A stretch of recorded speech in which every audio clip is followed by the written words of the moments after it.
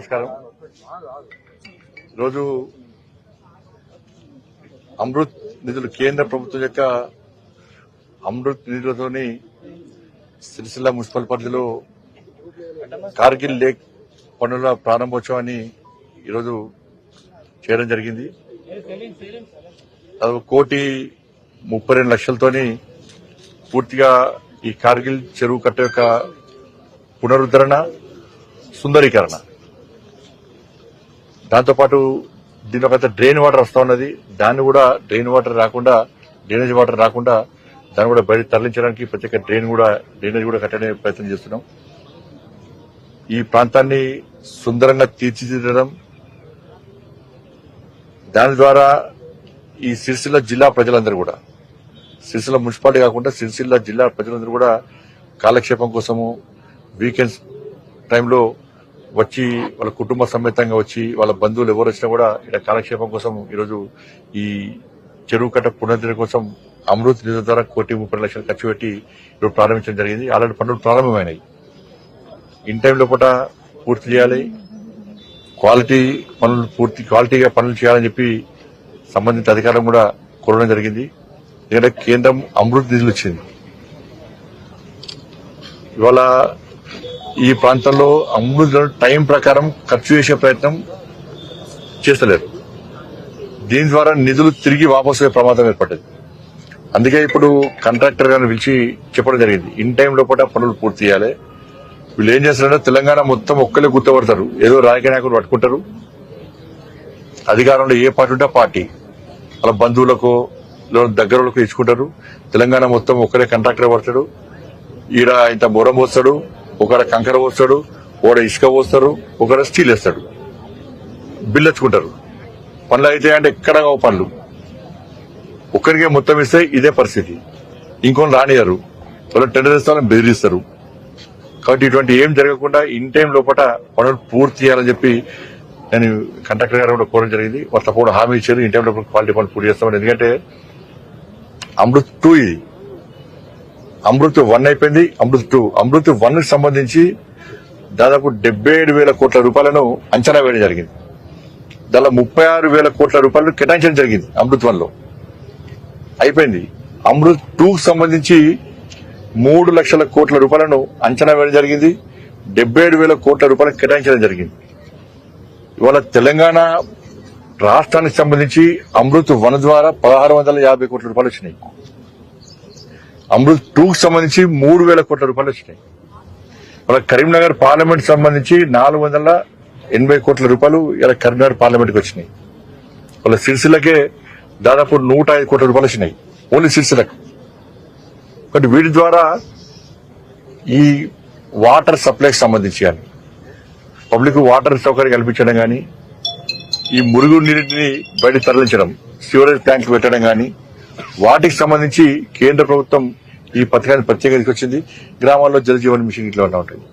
మరి దానికి సంబంధించి ప్రభుత్వం ఇవాళ 1,000 కోట్ల రూపాయలు ఇవాళ అమృత్ పథకం ద్వారా ఇవాళ దీన్ని మనం ప్రయత్నం చేస్తున్నాం. దానిలో భాగంగానే వాళ్ళ సిరిసిలకు 105 కోట్ల రూపాయలు కేటాయించడం జరిగింది ఇలా. కాబట్టి రాబోయే రోజుల్లో కూడా మరి రిక్వెస్ట్ ఒకటే, అధికారులు కానీ ప్రభుత్వం కానీ ప్రోత్సహించాలి. కేంద్రం ఇచ్చే నిధులు దాని దుర్వినియోగం కాకుండా ఇన్ టైంలో పనులు పూర్తయ్యే విధంగా సహకరిస్తే ఇంకా ఎక్కువ నిధులు వచ్చే అవకాశం ఉంటుంది. ఒకసారి నిధులు కేటాయించాక ఆ నిధులను సరైన వాడుకోకుంటే నెక్స్ట్ వచ్చే నిధులు పెండింగ్ పడుతుంది. కాబట్టి తెలంగాణ రాష్ట్రం ఇంతో అంతో అభివృద్ధి చెందుతుందంటే అది కేంద్ర ప్రభుత్వ నిధులు మాత్రమే. ఇవాళ సిరిసిల్ల మున్సిపాలిటీకి ఇచ్చే ప్రతి పైసా కేంద్ర ప్రభుత్వం యొక్క నిధులు మాత్రమే. గతంలో గాని ఇప్పుడు గాని గ్రామాలకు నిధులు ఇస్తున్నామంటే అవి కేంద్ర ప్రభుత్వ నిధులు మాత్రమే. చెప్పాలి, బీఆర్ఎస్ పార్టీ వాళ్ళ కాంగ్రెస్ పార్టీ వాళ్ళ ఈ 2.5 సంవత్సరాల్లో సిరిసిల్ల మున్సిపాలిటీకి కాంగ్రెస్ పార్టీ ప్రభుత్వం ఏమిచ్చింది?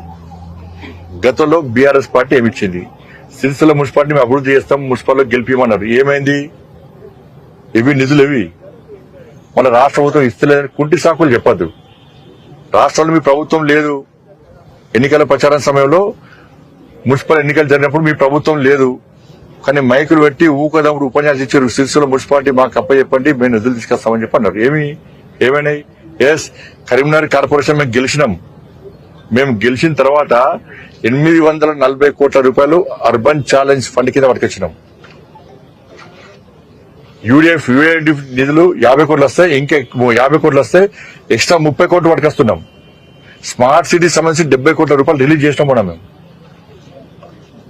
సిరిసిల్లలో యూడిఎఫ్ నిధులు కనీసం పనులు నడుస్తలేవు, ఇంత పనులే స్టార్ట్ చేయాలి.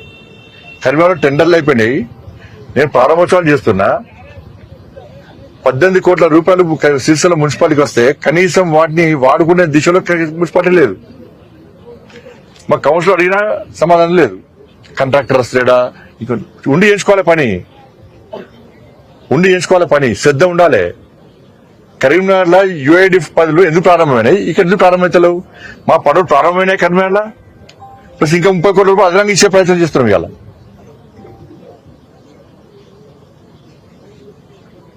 ఇవాళ నిధులు వచ్చినాయి కేంద్ర ప్రభుత్వాన్ని, అంతకుముందు నిధులు వచ్చినాయి కేంద్ర ప్రభుత్వాన్ని.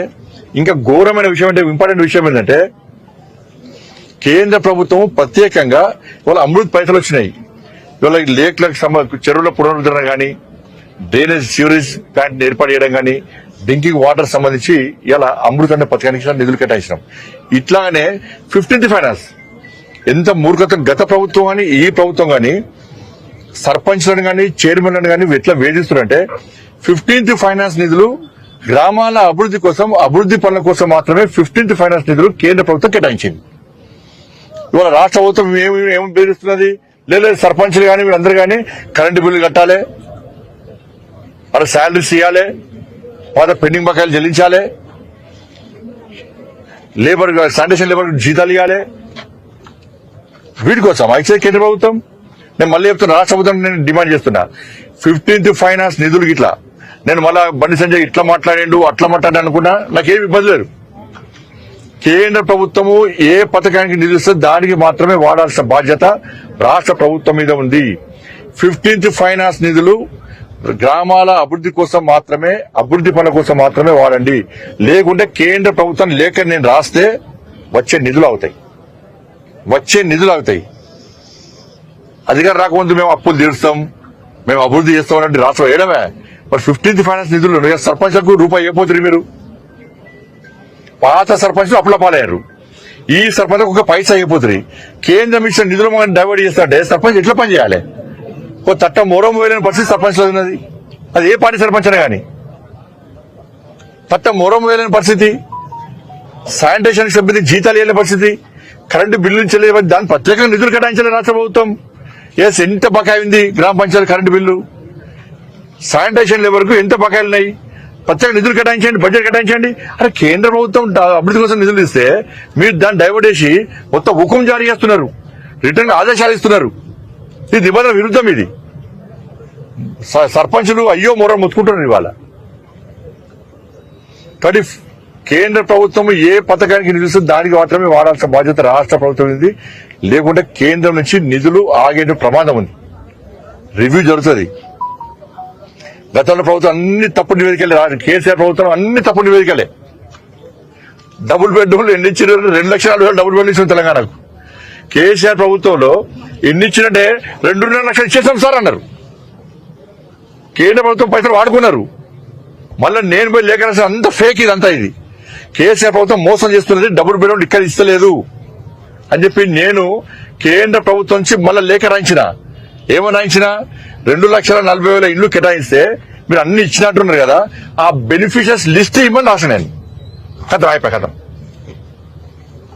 బెనిఫిషియర్స్ 2,40,000 లిస్ట్ ఇవ్వండి, లిస్ట్ లేదు. కాబట్టి 15th ఫైనాన్స్ నిధులను డైవర్ట్ చేయొద్దని చెప్పి నేను రాష్ట్ర ప్రభుత్వాన్ని డిమాండ్ చేస్తాను. మీరు రిపోర్ట్ రానా డబ్బులు అధికారుల అకౌంట్లో వేసుకున్నారు, అదే మారుతున్నాను. ఆజమాయిషి హుకుం జారీ చేస్తున్నారు. అది కరెక్ట్ కాదని అంటున్నా. గతంలో కేసీఆర్ ప్రభుత్వం ఏం చేసింది, మొత్తం చెక్కులు ఆపుకున్నది. ఈ ప్రభుత్వం ఏమో అధికారులకు అధికారం చెలాయించుకుని అధికారులకు పెత్తనం ఇచ్చి సర్పంచ్ మొత్తం సర్పంచ్ వ్యవస్థను నిర్వహణ చేస్తున్నారు.